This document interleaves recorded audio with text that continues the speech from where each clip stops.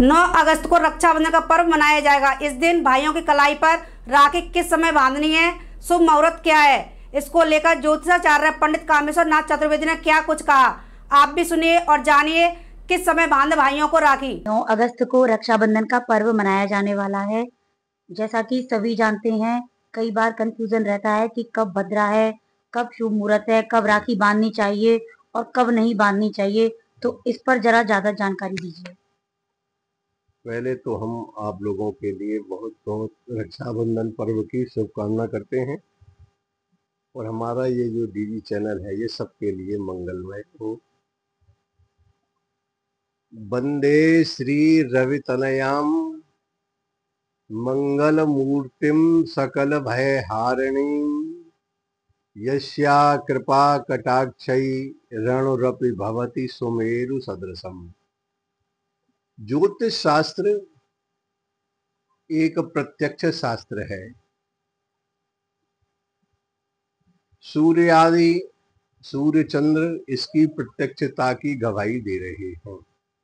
जब ग्रह राशि परिवर्तन करते हैं, नक्षत्र परिवर्तन करते हैं, तो उसका शुभाशुभ प्रभाव प्राणी मात्र पर पड़ने लग जाता है। अब यह रक्षाबंधन का पर्व कब मनाया जाएगा? तो जितने भी हमारे 12 महीनाएं चैत्र वैशाख जेठ आषाढ़ आदि, इन सबों के नाम नक्षत्रों के आधार पर ही पड़े हैं। जैसे जिस चैत्र मास की पूर्णमासी को चित्रा नक्षत्र होता है तो उस महीना का नाम पड़ गया चैत्र। इसी प्रकार से श्रावण मास की जो पूर्णिमा तिथि है उसको श्रवण नक्षत्र रहेगा, इसलिए इस पर्व को श्रावणी पर्व भी कहा जाता है, जो 9 अगस्त को मनाया जा रहा है।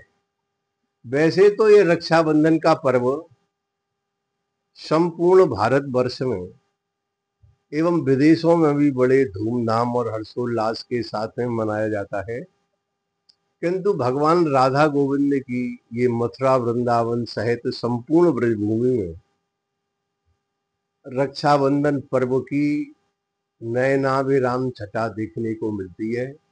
सभी ब्रजवासी ब्रजांगनाएं इस पर्व को हर्षोल्लास के साथ में मनाते हैं, क्योंकि बहन और भाई के पवित्र प्रेम का यह पर्व है रक्षाबंधन पर्व।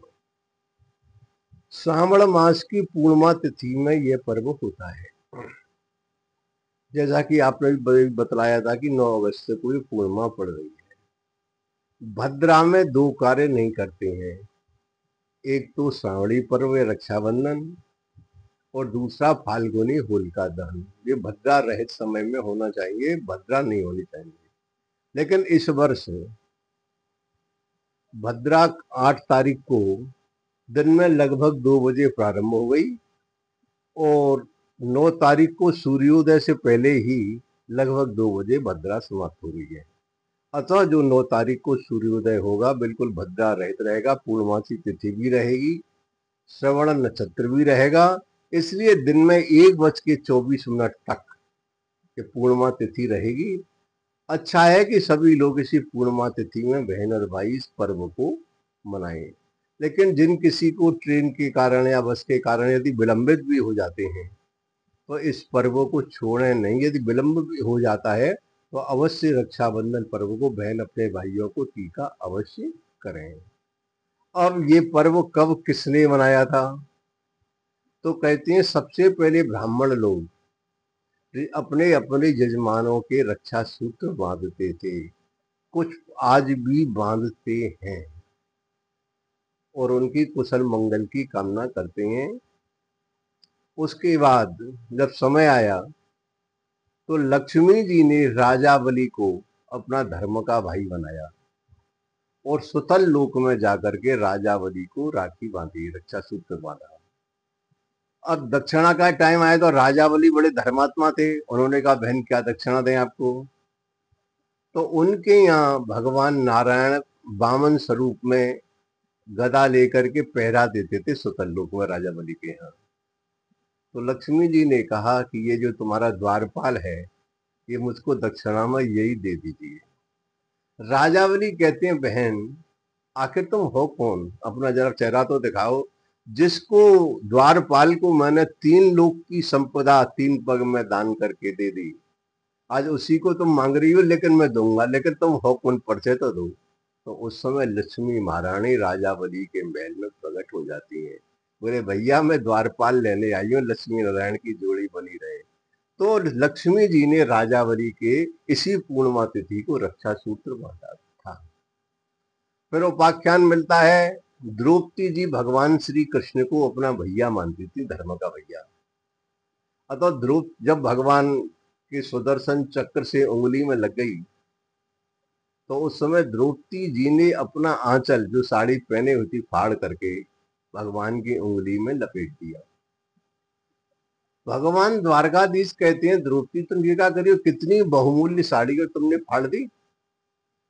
बोले भैया इस मेरी 5 गज की साड़ी में सबसे ज्यादा भाग्यवान यही टुकड़ा है, तो इस समय आपकी उंगली में लग रहा है, और बाकी तो ये पूरी साड़ी धागे सब अभागे, जो आए नहीं आगे, भाग्यवान यही टुकड़ा है मेरा आंचल का। तो भगवान कहते हैं, द्रौपदी तुमने मेरे ऊपर रक्षा सूत्र की तरह जो मुझको दिया है श्रद्धा भक्ति से, मैं इसको सुरक्षित रखूंगा। प्रत्येक भाई का कर्तव्य होता है कि इस पर्व पर ये वचन भी दें कि बहन मैं हमेशा तुम्हारी सुरक्षा रखूंगा। इसलिए भगवान ने जब जरूरत पड़ी द्रौपदी जी को, तो कौरव सभा में चीर खींचा जा रहा था, तो उन्होंने चीर बढ़ाया, लाज बचाई। इसलिए पत्रम पुष्पम फलम तोयम जो में भक्तिया प्रेक्षति, जो मनुष्य भक्ति के द्वारा पत्र पुष्प फल देता है, भगवान उसको ग्रहण कर लेते हैं। तो भगवान श्री कृष्ण ने द्वारकाधीश ने द्रौपदी की जो धर्म की बहन थी उसकी भी लाज बचाई थी। वर्तमान परिप्रेक्ष्य में बहन अपने अपने भाइयों के यहाँ जो राखी बांधती हैं, और एक यही मंत्र पढ़ा जाता है कश्मीर से लेके कन्याकुमारी तक, जहां भी जब ये राखी बांधी जाती है रक्षा सूत्र, तो ये न बद्धो बलि राजा दानवेंद्रो महाबलः तेन त्वामनुबध्नामि रक्षे मां चलो। इसी मंत्र को बोला जाता है जिससे भाई की सुरक्षा रहती है। इसलिए यह पर्व जो है भद्रा रहित समय में मनाना चाहिए। भद्रा नहीं, यदि 1/24 तक जो नहीं भी बांध पा रहे हैं, लेट हो जाते हैं बस के कारण, ट्रेन के कारण, किसी कारण, तो पूर्णिमा तिथि भले समाप्त है, लेकिन श्रवण नक्षत्र भी रहेगा, सौभाग्य योग भी रहेगा। इसलिए इस पर्व को अवश्य मनाएं जिससे भैया की सुरक्षा बनी रहे। इस प्रकार से ये पर्व सबों को मनाना चाहिए। सौभाग्य योग, श्रवण नक्षत्र और सर्वार्थ सिद्धि योग इस दिन रहेंगे। इस पर्व के लिए हम आपके चैनल जीडी न्यूज के माध्यम से हम सबों के लिए, प्रदेशवासियों के लिए, ब्रजवासियों के लिए, देशवासियों के लिए शुभकामना करते हैं। यह पर्व सबों को मंगलमय हो। जय Radhe Govinda. JSB public school Kosi Khurd Bharatpur road Mathura Jaswant Singh Bhadauria group of institutions का ही एक बेस्ट परीक्षा परिणाम देने वाला प्रतिष्ठित संस्थान है। CBSE न्यू दिल्ली से एफिलिएटेड हमारे संस्थान के विद्यार्थी प्रतिवर्ष सरकारी सेवाओं में चयनित होकर सुनहरा भविष्य प्राप्त करते हैं। हमारा हर विद्यार्थी प्रतिभाशाली होने का दावा करता है। हमारे विद्यार्थी अनुशासित होकर smart classes, advance library, cultural and sports events, seminar, project work और प्रतियोगी गतिविधियों के साथ अनुभवी अध्यापकों का मार्गदर्शन प्राप्त करते हैं। निश्चित ही अपने पाल्यों को हमारे विश्वस्त संस्थान में भेजें ताकि वे अपने भविष्य के प्रति निश्चिंत रहें। अधिक जानकारी के लिए संपर्क करें 8979002159।